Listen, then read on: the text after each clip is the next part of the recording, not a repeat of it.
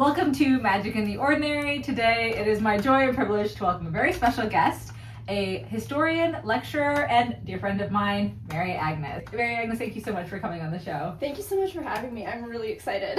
Yay! You worked as a museum director, so could you start by just telling us a little bit about what drew you to history? Yeah. Well, gosh, I've loved history for so long. Like as a young kid, I remember running around in the backyard, like pretending that it was the California Gold Rush, and imagining that I was there because I was learning about that for a history class. Aww. And so I've loved that. Ancient Egypt. When you're an ancient Egypt kid, it just stays with you. And so that just grew as I got older, and then I majored in history when I was in college, and then after that I got my master's in art history. So it's just kind of grown, and I found more of myself and what aspects of history I like the most, and the things that I tend to be drawn to are things that are more culturally based, so fashion, visual arts, theater, things like that, and the history behind all of that and how those movements changed and were impacted by what was going on in the culture at a given historical period. So it's really fun. I love that so much. I didn't realize that you were into ancient Egyptian history. When I was a kid, I actually had this book that was basically taught you how to read hieroglyphics that I so I tried to teach myself hieroglyphics. I didn't get very far, but it was enough that I was Mother, I would like this for Christmas, please. Just like a kid. Wait, have you read Mara, Daughter of the Nile? Yes. Oh my gosh, so good. Obsessed. I think I read that one, reread it every year. Just I want to go live here. Just as royalty though, not It's you don't want to be hand building the pyramids yourself. No, not especially. I'm sure I'd be toned afterwards if I wasn't dead. Guys, we're gonna get ripped and we're gonna build some pyramids. Okay, anyways. Deviation. What has drawn you in particular, I guess, to fashion history, women's history, this side of things? Yeah, I think a lot of it is, number one, I think your historical interest is very much a vibes-based thing, in that, if you find particular things interesting, I find a lot of guys who are into history, they love military history, and I knew for me, that was just not my thing. Not that it's not interesting, it is, but I'm I don't really care that much about the particular battle formations of the Napoleonic War. I can go live a happy life not learning about that. But just fashion, because it's something that it's so ingrained into daily life, what you're wearing. And even as a kid, I enjoyed learning about how do everyday people live, what do they eat, what does their day look like, and the clothing is such a big part of that. And so I think just having that interest in people's daily lives and the things that impacted them just every day, and how that changed over time, but then also what it says about you and that intersection between your class, or whether you're a man or a woman, or you're kind of station in life, are you a mother, or are you an unmarried woman, what are you wearing, and how that changes, and kind of the expectations, your age. So it's just really interesting stuff. So yeah, I love that. There's so many layers, and it's so applicable. All right, could you give us an overview or a glimpse into your research of 1950s housewives? What might people not know about them, or what context might be helpful to know about these? Yeah, when I was doing that research, I was focusing a lot specifically on magazine illustration, and just kind of that, how specifically magazine illustration, and particularly women's magazines, how that all related back to the representation of the housewife, representation of women. And so I was researching a lot about different magazine illustrators at the time and their history, but then also some of the stories behind a given magazine. And so it's just really interesting stuff. But then another avenue that I went down was learning more about the philosophy and methodology behind advertising at that time, and how that changed, and how really particularly in the 20th century, advertising was becoming very psychological, and how thinking about how does people's psychology impact how, whether or not they're drawn to a certain product. And so there's a lot of intersection with Freud's psychoanalysis methods, because interesting fact, one really influential guy in advertising was this guy named Edward Bernays, who was the nephew of Sigmund Freud. And so he popularized a lot of like Freudian psychology in the US, but specifically in the advertising industry. And so like how those philosophies kind of play into advertising. So it's really interesting stuff. It's kind of like a little bit creepy, but also like really interesting. Like, what's one example of like a visual kind of representation of how that's impacted? Yeah, so a lot of it is thinking about how an ad plays into a person's psychology. So thinking not just about like, hey, let's give you information about the ad, but like, how does this let's not just give you information on a particular product, but more about how is the product meant to make you feel. And so you see that in a lot of the advertising, where it's like, it's not just, oh, here's like a picture of a can of juice. It's like, here's like a mom and she's like pouring the juice for her kids, and they're like, oh mom, let me help you pour this juice. And so it's like, so you're looking at it and you're like, I want my house to look like that, so I want to get this product, kind of a thing. Wow. And being mindful about who are the ads targeting. And so a lot of ads target or are really much specifically speaking to housewives, because they're the ones who are going to be buying this product, so we want to make sure that we are talking to them, so they're going to depict housewives using the product in their advertising. So it's really fascinating stuff. Wow. Yeah. Okay, this is a tangent question. Go for it. All right. Would you say, so when I hear like 1950s housewife, I have a very specific image in my head. Yeah. Like, I guess maybe it's very curated, but do you think the image that many of us have from that era, is that something that came down from the ads or from the actual people who lived during that era? Yeah, that's a great question. A lot of what I found is that very kind of curated, like, oh, here's the housewife with the perfect hair, she's got the frilly apron, like a lot of that comes from advertising. Whoa. And what's interesting is that, and that's kind of a lot of the motivation behind the research, because the thing that always like bummed me out was that when people would talk about housewives of that period, they'd be like, oh, here are just these kind of like boring, cookie cutter type women. I'm like, no, these are like real people who, have hopes and dreams and thoughts. And it's like, and kind of portraying them like that and assuming that they're like that isn't really fair. And what I realized is that a lot of that imagery of like, again, the really like perfect curated housewife is like, that's from advertising and from things that aren't really meant to like portray an actual person, but more meant to portray an archetype for like a different purpose. So it's really interesting. So it's kind of like, yeah, that's what a lot of that research was on.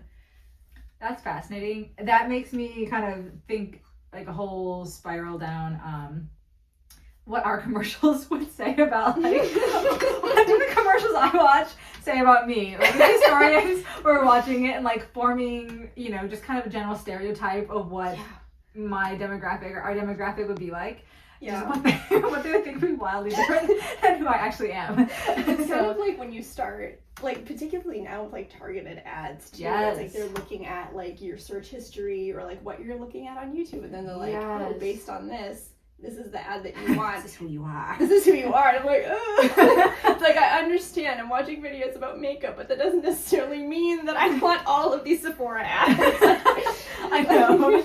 There are certain ads I'll get where I'm like, what did I look at that made you think I have a 3-year-old who needs like this kind of Kleenex or whatever it is? Like, I don't know. It's funny even with TV where like the types of ads that they're running, it's also makes you think about, okay, who do they think their audience is for this particular show? So it's like if you're watching like a soap opera, it's all going to be, like cleaning products because it's like moms who are watching it. So it's like interesting depending on. So funny. So it's funny too, like when you look at ads and you're like, who do they think is watching this show? Like, I am really confused. Oh my gosh. I know. I've gotten a lot of techie ads since I started like podcasting and YouTube channels, and I'm like, I'm looking for the basics. I mean, like my light setup is super basic. I'm not looking for that level yet, but they keep trying. The YouTube ads, they come in. But you will. You need this. They just tell you enough. You'll be convinced. Oh my gosh. Okay, so how has understanding fashion history impacted how you understand modern fashion?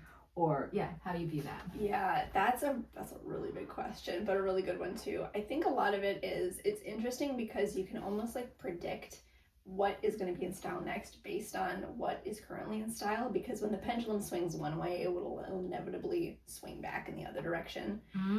So for example, if during a particular period they're like, oh, we want, you know, really kind of like true to the body, like very natural looking silhouettes, and it's like, okay, it's only a matter of time before like the padding is going to come back, we're going to have shoulder pads again.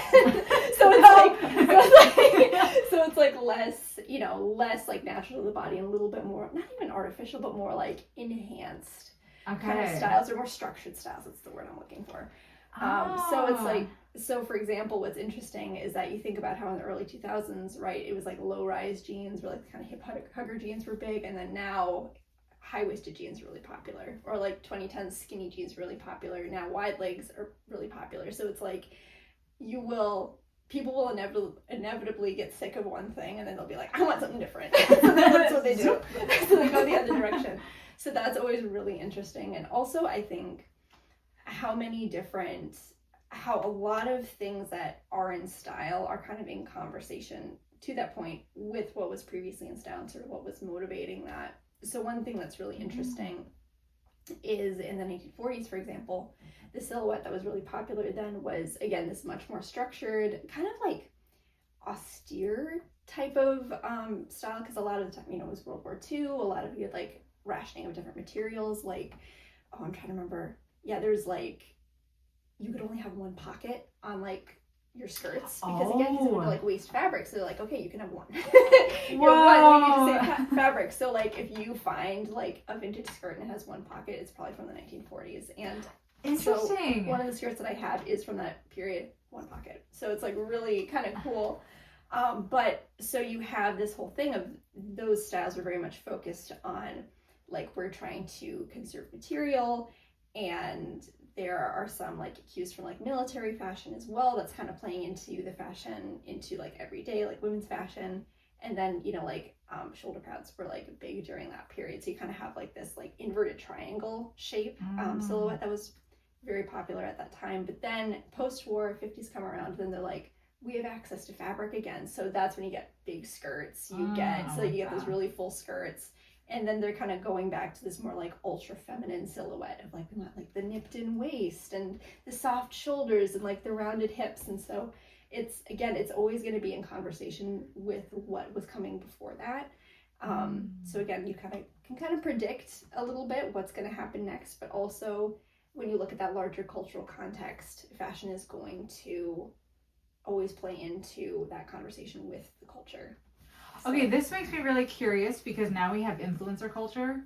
And so we were talking the other day, like the president of Venezuela got taken, and within, I think it was like hours, the tracksuit he was wearing was sold out. Are you serious? Across all Adidas platforms. And I was like, this world is different, I feel like, than previous eras of just like influencer culture, but then watching like somebody on the other side, you know, miles from us, and like just not associated with maybe like our friend circle that influences, I don't know, our fashion choices. So I'm kind of curious, like, have you, like, I don't even know exactly how to formulate this question, but kind of like, have you seen, or do you have any thoughts on the, I guess, changing influence, like how our influencers gonna change things versus like, then you're saying it was more predicted on like war or how much fabric they could use, right?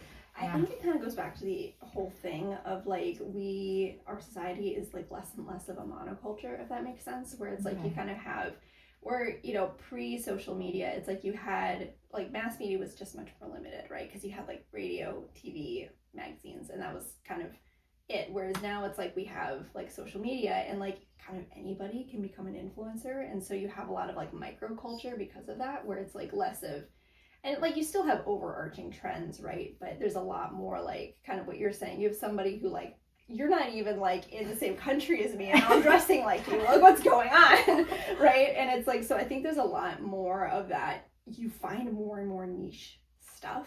And I think it can be a little bit harder to fully track like what are the larger trends, even though there definitely are. But I think with influencer culture, there is this like you do find a lot of like micro trends. Like one thing that I even see on like, you know, depending on the types of influencers, like they dress differently, right? So you have like the ones that are more those like kind of, you know, mommy influencers who all, you know, wear a particular style. They all have like a particular like haircut or whatever. And then they match the mini-me's. Like, yeah. They all have the matching dresses with the mini-me's. Yeah. And they do all that. And then you have ones that are like, I don't know, more artsy. There's this one woman on Instagram that I'll look at sometimes, and she's like really into like maximalist fashion. So she'll just have like the most wild stuff. And she'll be like, I'm going to style this like bright magenta skirt. And you're like, I would love to see what you do with that. And it's really cool. But it's like, so like the maximalism thing is a thing, but with some people. So it's like really interesting. So I think it's just with influencer culture, if I can say the words. I think it just, everything becomes slightly more niche, but also slightly more, not even slightly, but like more magnified at the same time. So it's just really interesting how you track trends that way. That's fascinating to me because it is funny, like the different corners of the internet that I visit. Like there's the Gymshark influencer trend. It's, like you're saying, like the silhouette is very, like a very specific silhouette there versus on the other side, the people who, you know, grow cut flowers and they're having a very different bohemian look and like more flowy, fluttery, all these kinds of things. So it is fascinating. And then you're able to kind of pick and choose then, and versus like if you have one magazine that's kind of giving you the styles, it's going to be different. And if you're like looking at 50 corners of the internet, deciding where you want to fit in there. And I think too, in some ways, like the trends are almost more limited to like a vibe, where again you kind of have those like micro aesthetics of like cottagecore versus dark academia versus like the whole mob wife thing that was like a big few years ago. And it's like, this is very specific. And like I have a tough time imagining, well, okay, with certain ones, like some people are like dark academia is my style, and it does work for like many contexts. But it's like interesting how like you have those like micro aesthetics, but they're all existing at the same time. And again, that's always been a thing, but I feel like it's so much more noticeable now, where again, you have like, you know, cottagecore, dark academia, mob wife, whatever the next thing is, I can't even know. But there's like coastal cowgirl. I remember hearing about that one, and you're like, oh, what is this? That sounds intriguing. What's happening? I kind of want to try the coastal cowgirl. That sounds fun. I want to make one up now. Yeah, we gotta make one up. Take an adjective plus. Okay, so think of an adjective plus character. I'm trying to even think. I was like something bookish. Ooh, I was gonna say ballerina. Ooh, bookish ballerina. I think it works. There we go. We get bookish ballerina. We've started a new trend. Weirdly enough, this is making me think of, oh gosh, there's like this scene in, this is such a tangent, in the movie American in Paris. It's like a Gene Kelly musical. Okay. And there's like a part where there's like these little ballet interludes with like the main actress. And there's a part where she's like reading a book and dancing ballet at the same time. And I'm like, that's the aesthetic. We got it. All right. Oh, that's perfect. That sounds fun. Okay. So I think you have written a little bit about neoclassical fashion and just kind of looking at fashion as an art form, and then the wearer then as an artist, but also as the art. And I know you looked at it within the neoclassical context, but I'd just be curious if you could unpack that more. Yeah, absolutely. So that was such an interesting time. So neoclassical was like late 1700s, early 1800s. So like leading right up to Pride and Prejudice kind of. Yeah, basically. Okay. So Pride and Prejudice, like that was very much in that era too. So the fashions in that like Regency period are very reflective of the trends that were happening at that point. And so what's really interesting about that period was that there was this newfound interest in like classical art. And so even in the like visual arts, there were like the artists from that period, like David, for example, they were playing a lot on like these classical scenes of like, let's, you know, depict all these Greek and Roman people. And so that was very influential in fashion. And one thing that's really interesting, this is like a little weird history. So there's this woman named Lady Emma Hamilton, who was married to, I'm blanking on her husband's first name, I think it was Sir William Hamilton, and I think it was William, and he so he, you know, nobility, and she was his mistress, then became his wife, And he had this collection of Greek and Roman art. So he's a big collector of that. And she was very inspired by this art, and so she came up with what was called her attitudes, which basically she would dress in like Greek Roman inspired clothing and just like do a pose. And so she'd like pose, and she'd hold the pose, and then she'd go into a different pose, and she'd like perform this for people. And they were so popular that she was like touring throughout Europe doing these, which is like super, like, it's kind of interesting because I'm like, because it's not really dance. You know what I mean? It's like she's not dancing, she's just posing. So I would love to go back in time and just see what. I think we should try this. We should try going back in time or posing. Either. Both. But I was like, I don't know. That's such a fascinating concept of like, let's just pose in this outfit like this famous work or whatever it is. Yeah, it's just like really interesting stuff. And it's like, and so those like Greek and Roman styles were becoming really influential in the fashion. So kind of the fashion before that was like the Rococo period, right? And so that, you know, Marie Antoinette, big skirts, big like very kind of sculptural gowns, big hair, all that stuff. And so again, this is like pendulum swung one way, now it's swinging the other way. Now they're like, we want something a little bit more like natural to the silhouette, and that feels a little bit more like free, you know, offers better freedom of movement. And so that's where you get a lot of the styles at that point. Like you got the empire waist, you've got these like more like slimmer skirts that almost like resemble, like the dresses almost like resemble like a Greek column, right? Yes. So it's like, so that's what they were going with. And the hairstyles too are very much like emulating that, what you would imagine like a, you know, ancient Greek or Roman woman having. So it's like, again, they're all emulating that.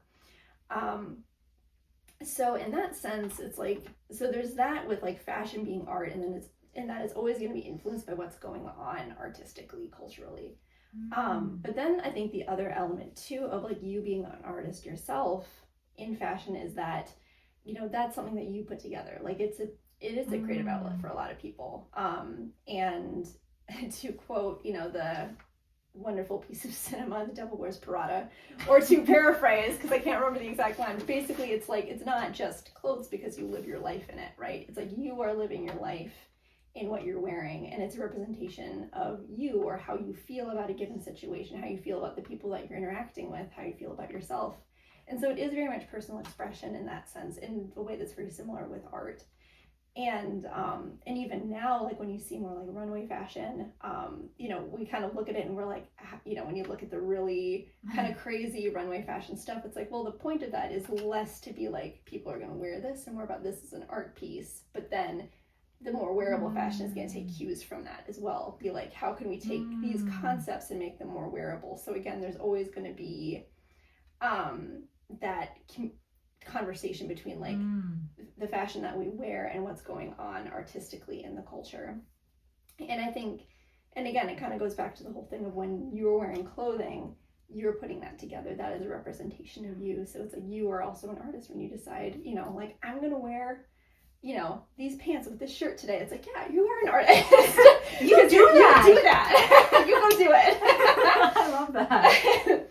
I really love what you're saying about it is like a form of self-expression, which is like in some ways very obvious, but you pulled out a lot of different themes of like your mood, how you feel about yourself that moment, how you feel about other people, because if you're dressing up, there's often this level of like respect. You're showing the other person some like, yeah, I value this interaction in some way. And one word that comes to mind is almost like sacramentality, of like how visible things can make the invisible kind of shine through. And so that's something with art, right? Like you paint something really sad and you're hoping that an emotion comes through the painting, not just like the color blue or whatever it is, you know? And so I think that's really interesting to think of fashion in that context of like, obviously it's going to say certain things about us, like if we're wearing a certain like sports specific clothes, it's saying something like, oh, you're this kind of sports player or something like that. But there's so many layers on top of that. I think like it's like clothes aren't just practical all the time, but they can be really this form of what's inside of me and how do I let that shine out. And that's almost ironically through clothes, you know? It's true, because I think that's one thing that's really fun too, like particularly when, I think as women, like we kind of tend to take note of like what our friends are wearing, and it's cool when you like have a group of friends and you notice like how everyone's style is really different, and how it's like, this person would totally wear this, that person would totally wear that, and it feels so much like them. And like very much emulates their personality. So again, it's like you're saying, you're kind of making invisible things visible through a tangible thing. And and clothes absolutely do that. It's so fun.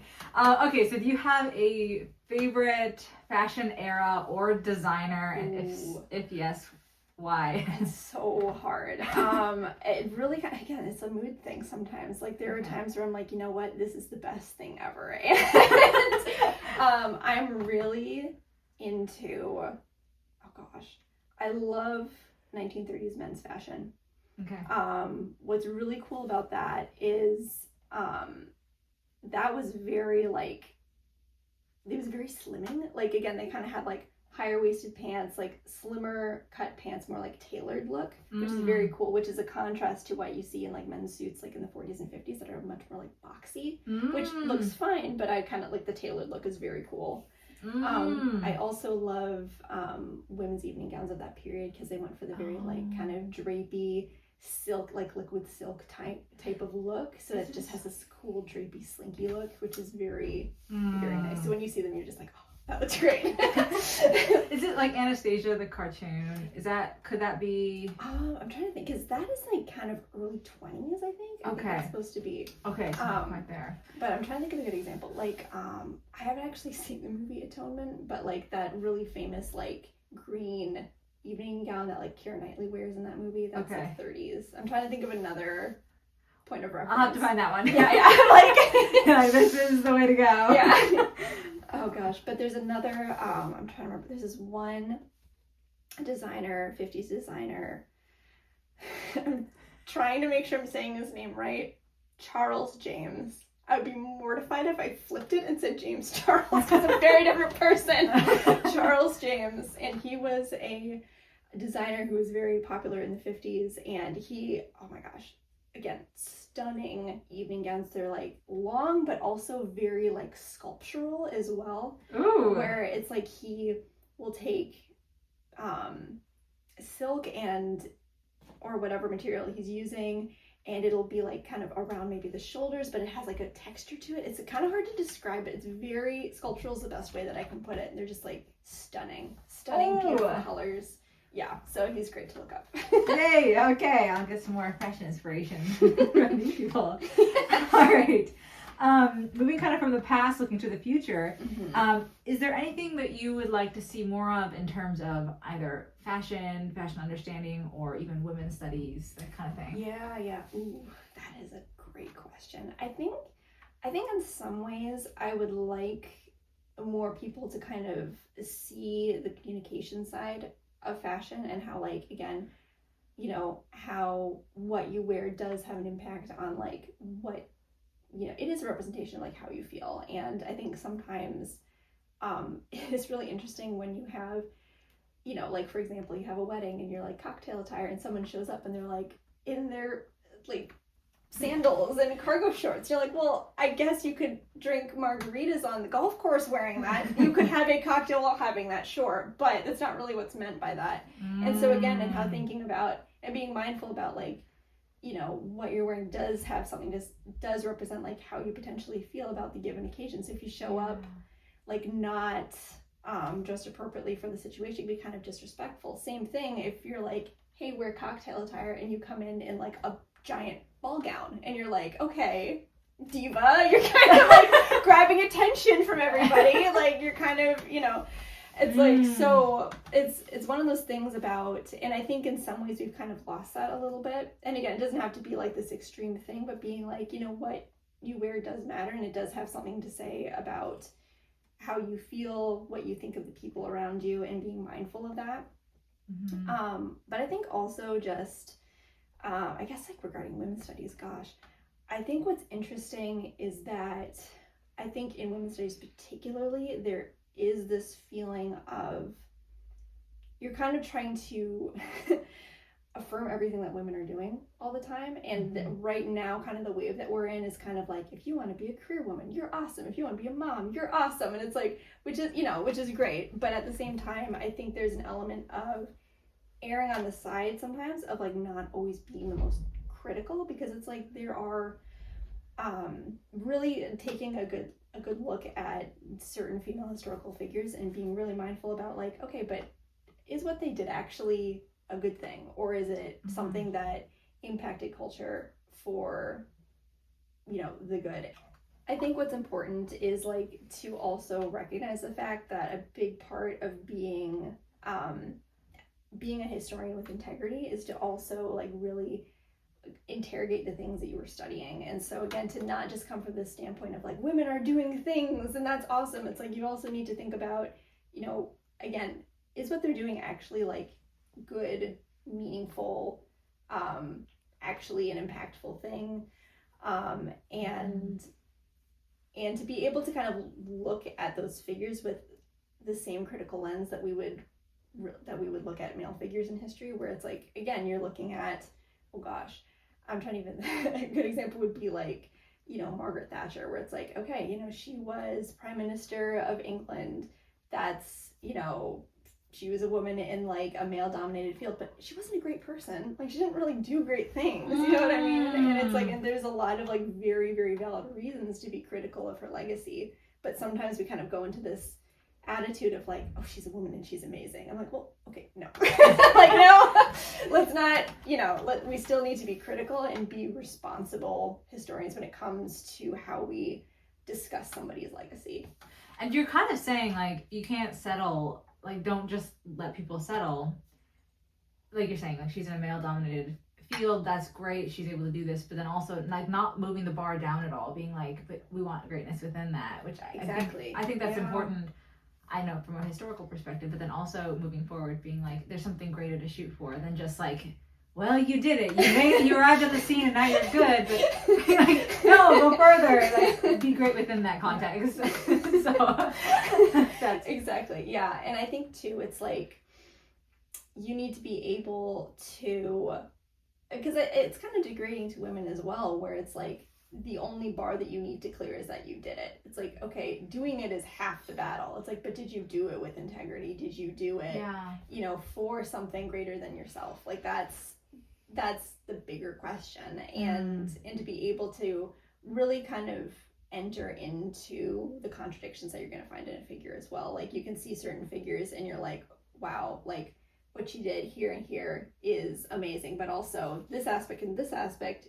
is less cool, less amazing. So to be able to kind of be okay with the fact that a lot of figures are going to be very complicated and you're not going to love everything that they do, and to be comfortable with that and be comfortable talking about that, I think is very important.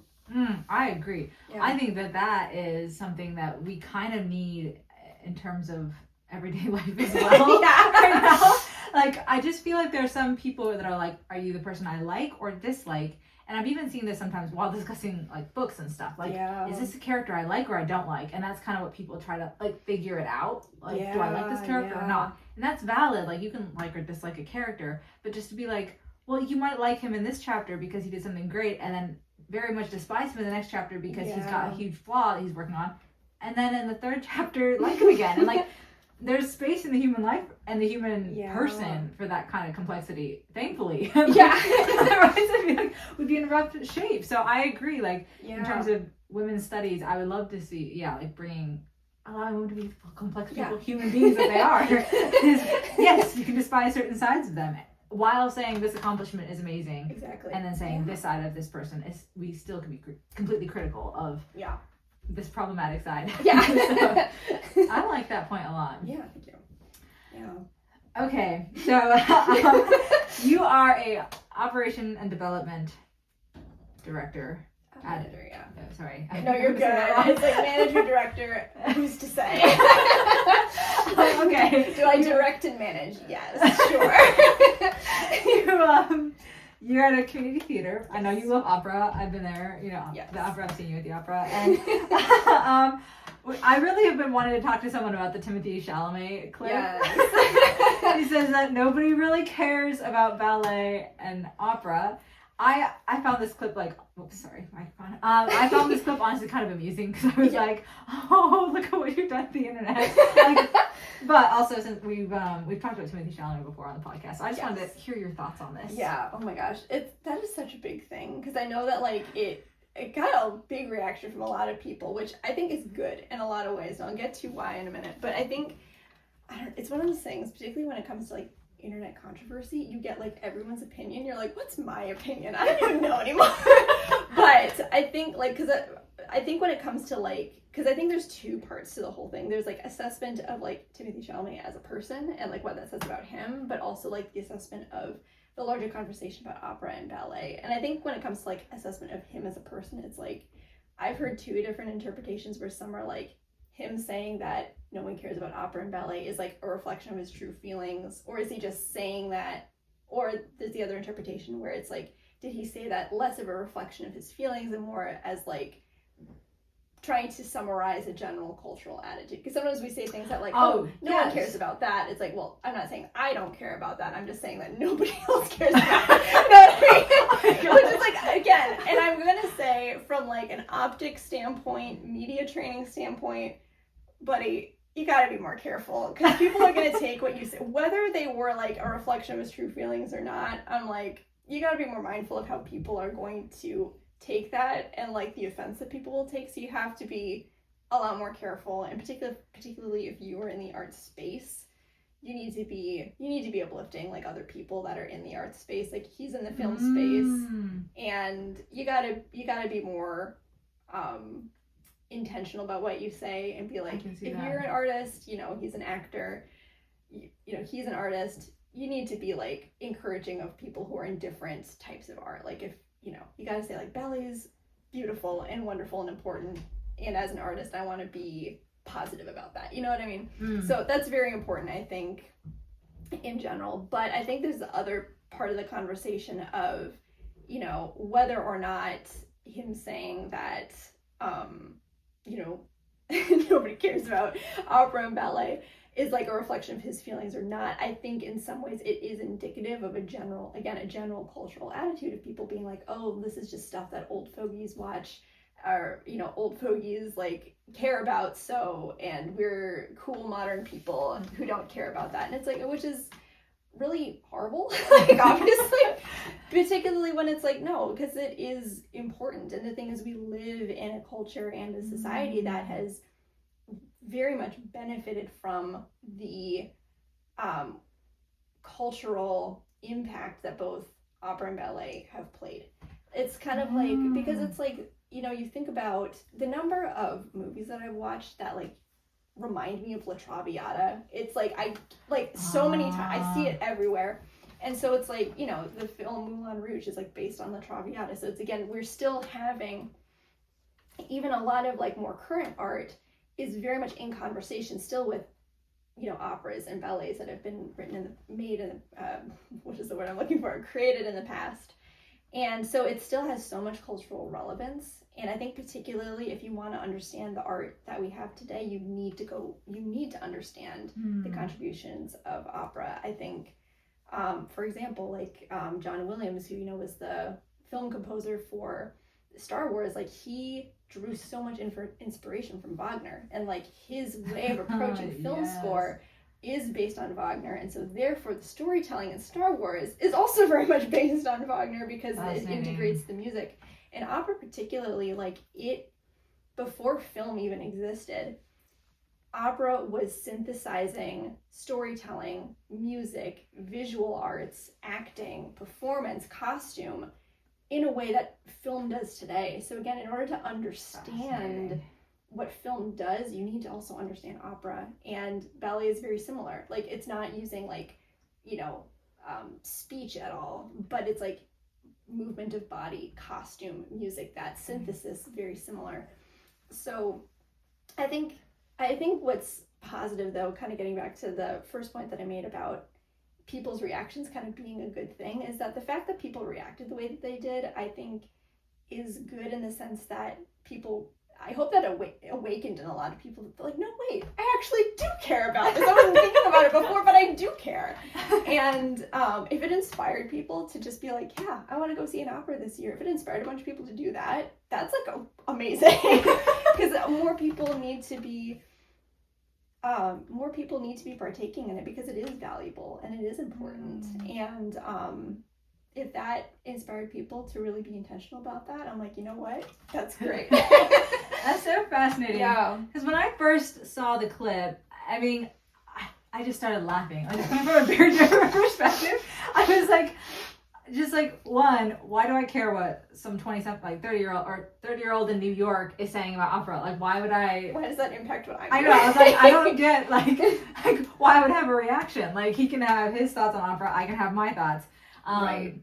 So at first I was just like, this is hilarious. Like, we're all caring. And I don't think there's any need to care. But then I think you bring up a really good point. Like, he's in the industry, and like that has certain weight. So I think, you know, like, we're in a group of writers, like having writers say certain things about our stories has certain weight, and like that comes with certain responsibility. Yeah. And so, like you're saying, you know, you can't trash talk the people in your industry. Right.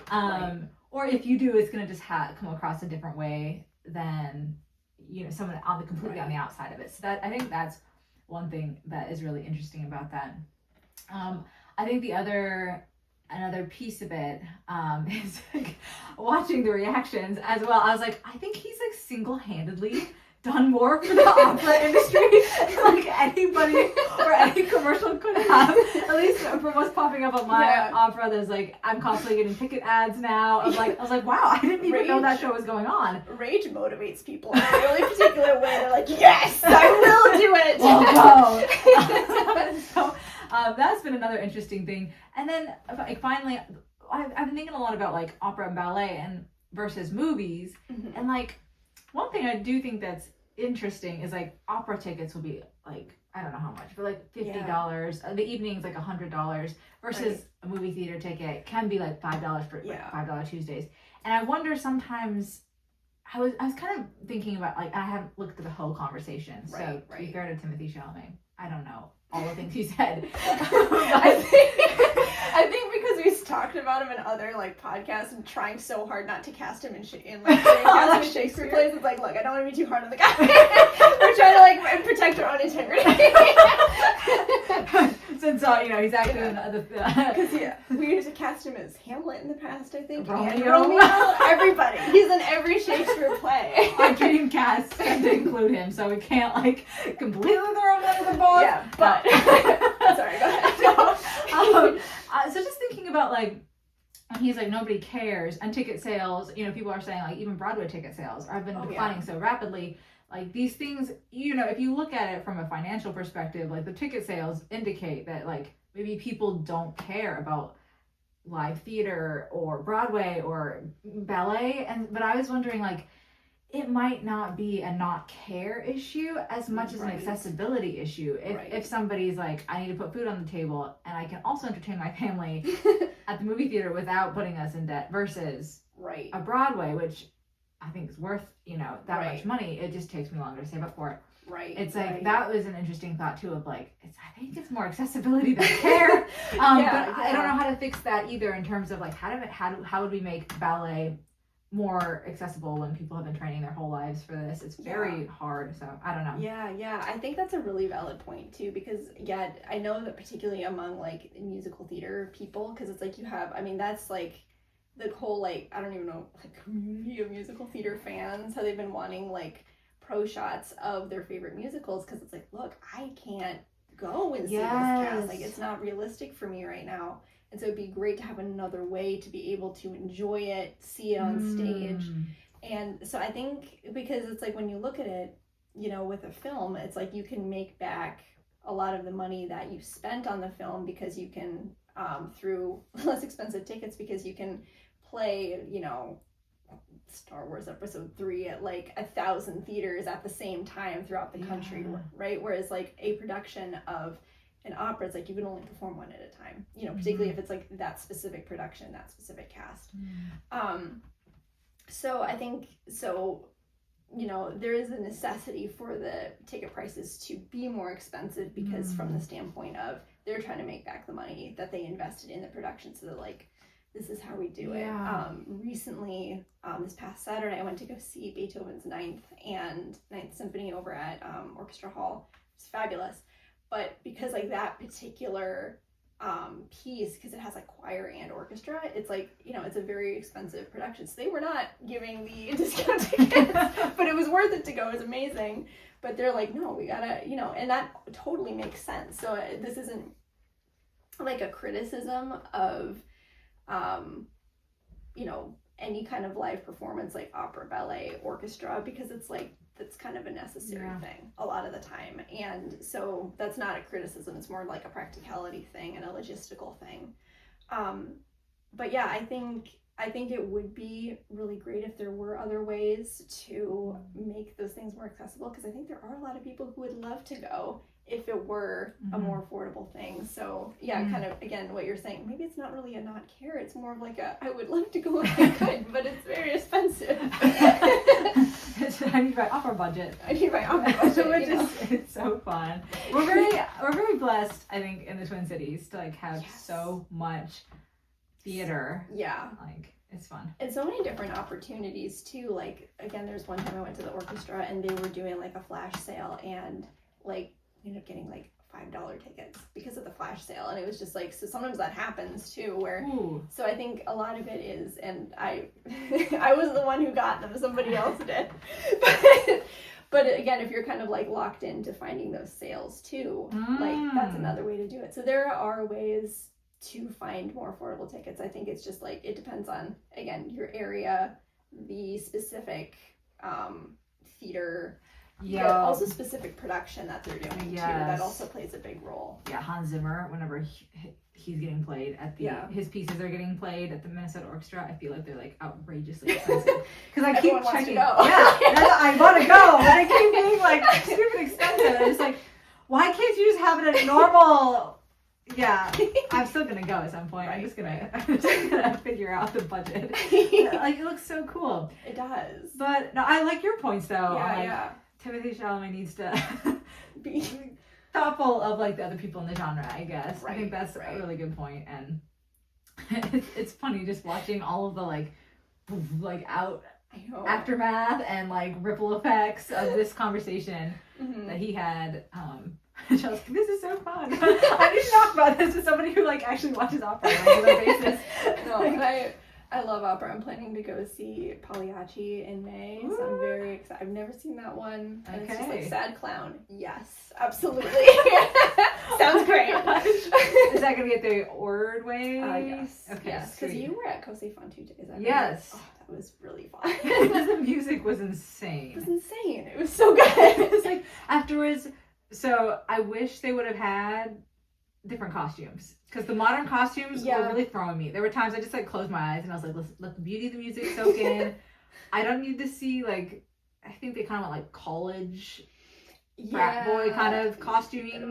They had like those really like gross beards at one point, and I'm like, look, I'm not understanding why these ladies are super into these guys. They got the gross frat beards. Don't like it. Like, costuming choice is odd, but the music was unreal. It's just so beautiful. Incredible. Yeah, so good. Yeah. Oh my gosh. Okay, so moving on from opera to writing. You're a writer as well. Yes. Any projects that we should know about?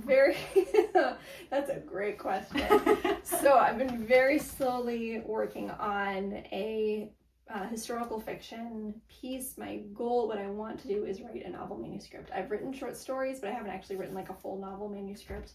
And it's like a historical fiction that's also kind of like a supernatural thriller at the same time. So it's been great. It's one of those things where, because it's like, about kind of rough people. I don't know how much I should say about what it's about, but the people in it are kind of rough, and as I'm writing it, I'm like, these people sound way too nice. Because like, I don't, I'm not saying that I'm a super nice person all the time, because I know that I'm not. There's several people in my life who would attest to that. but it's like, you know, the way that they're talking is like a bit too polished. So I'm like, I need to figure out how do I make them sound less polished. So I've been reading Flannery O'Connor, and I've been hoping to read some like Truman Capote as well, to kind of get more of how can I get the sound of these characters' voices to fit who they actually are better, and that's very challenging. Yes, it is. To kind of tie back to the Timothée Chalamet point, it's like I would be very sad if like Mary Shelley rose from her grave and was like, well, your writing's bad. I'd be like, excuse me, I would be very hurt. That can't happen. It's like, especially not if she's in your book club. I'd be in my book club and she'd be insulting me. Be like, how dare you? Oh my gosh.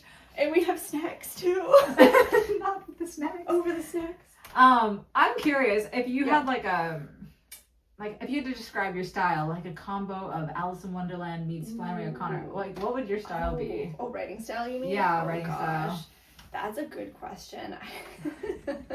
It's always hard to like describe your own writing because you see it like in all forms, and that like the polished form and also like the really bad form. And you're like, well, it's like a third grader. Imagine if Flannery O'Connor was like a third grader who didn't like doing his homework. Like, imagine that. That's draft one. That's draft one. That's what that looks like. Oh gosh. The thing is, I would love to say that my style was like Flannery O'Connor, but I know that it isn't quite. That's who I want to be like. Okay, it's very hard to separate it. You know what I mean? To separate who you want to be and versus who you are. That's a good point. Mm-hmm. That's true. I feel like I can. Like you have a Flannery O'Connor flavor. Yeah, thank you. Yeah. So when I especially your short story, the like murder mystery short story, yes, I was like, this is very, very Flannery O'Connor. Oh, wonderful. I think you did a great job. Sounds great. If you were to describe like your writing style in that way, what would you say? like all these eclectic things are coming to mind. I feel like, so it depends on the book. Also, because I've got wildly different styles. There is a level of like people have said it feels very bright. I'm trying to think of like an equivalent of that. So probably like more C.S. Lewis-esque of like in terms of brightness of world, very colorful, very visual versus so probably that piece of things. But then I'm trying to think of like Jeanette Rallison meets Tolkien, like rom-com writer meets deep fantasy. Like I kind of feel like that's what I'm and like what's coming out just because like I read both of those genres. Like I don't know, like I love the romance of like Jeanette Rallison, Jane Austen, very different, but like but those kind of like lighthearted, fun, full of laughter books. I like that kind of thing. And I like looking at the world through like this lens of wonder. Like everything kind of glitters a little bit, you know, like I guess that's the title of the show, like Magic in the Ordinary. And I think that comes through, I hope that comes through in the writing of things are very pretty. Like when people like Beta read Sands of Null, they're like, wow, I really want to go in the desert. Like it's so pretty. And I was like, yeah, real deserts will try to kill you. But like my desert sparkles. And not with, it doesn't, you know, there's still that depth of like high stakes and like complex human emotions going on. But I think there's this like touch of wonder with that. So that's why I kind of pull in that Tolkien side of things of like, I spend a lot of time world developing, character developing. Relationships are complex and messy, but like kind of the setting is very bright. And so bright setting, hopefully deep characters, combos. I hope that's what the style is. That's what I've been going for. Yeah. That honestly makes a lot of sense to me because like I think particularly like the C.S. Lewis piece because there's something about his writing that like the adjective that comes to mind is like buoyancy in the sense of like there's like a element of like fun in that like oh yeah let's go and have tea with the talking beavers. So it's just kind of like that just sounds really delightful and I'm super into that, but then also it has that like side of it where it's like but this is also like a commentary on like sin and redemption at the same time, you know what I mean? So it's like the combination of the two. Love so like that. so I can see that in your writing. Yay. Okay, and to wrap up, if someone wants to connect with you to have you come speak or learn more about your writing, where can we find you? Yes, so I have a website. If you want to get in contact with me about like my history lectures, my website is thenorthstarhistorian.com. So I'm always like happy to talk, and there's more information about like what talks I have available and like the content of those talks. So yeah, always happy to talk to people about that. And then if you're more interested in like theater side of things, you can always go to the community theater that I work at is called Miss the Boat Theater. And I realized I was talking to people, apparently I talk quickly and they don't understand what I'm saying, so it is missed the boat, like you are waiting for a boat and you missed it. So yeah, if you want to talk about theater related things, you can contact me through that avenue as well. Sweet. And writing things? Actually, where do they find your book as well? Oh, isn't there an anthology? Oh yes, so I have 2 short stories published in 2 different anthologies with 20 Hills Publishing. 20 Hills Publishing. So the ones that I'm in are, oh gosh, I'm trying to remember their names. One is called There Will Be Wolves. I'm sounding like an idiot now that I don't remember what they're called. But there's 2 of them. One is a wolf anthology. One is a like love anthology. So sweet. Both of those. I'll drop links for those in the description because I cannot remember them at the moment. Okay. Well, awesome. Thank you so much. Thank you for coming on the show. So much fun. Yeah, so good.